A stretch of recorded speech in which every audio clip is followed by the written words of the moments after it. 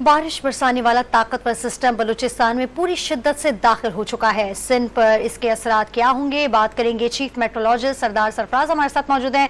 बहुत शुक्रिया सरफराज साहब डॉन न्यूज को वक्त देने के लिए। ये बताइएगा कि सिंध में कब तक और कितनी शिद्दत की बारिशों का इम्कान है?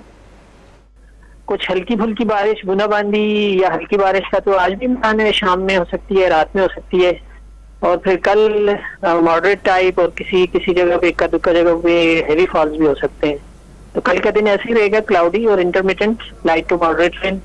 सिंध के दूसरे शहरों में भी, जैसे कराची से उधर आप निकले ईस्ट की तरफ, तो हैदराबाद, ठट्ठा, सुजावल और फिर मीरपुर खास और आगे उमरकोट, ऊपर नवाबशाह, सांगड़, इन तमाम अजला में है। लाइट रेन ही है जनरली, कोई इतनी बहुत सिंध में ना हैवी फॉल नहीं है। हैवी फॉल जो है या हैवी रेन वो बलूचिस्तान पे इस वक्त भी चल रही है, गुज़श्ता शब भी हुई है और आगे मतलब कल तक रहेगी वहाँ पर। बहुत शुक्रिया सरफराज साहब डॉन न्यूज को वक्त देने के लिए।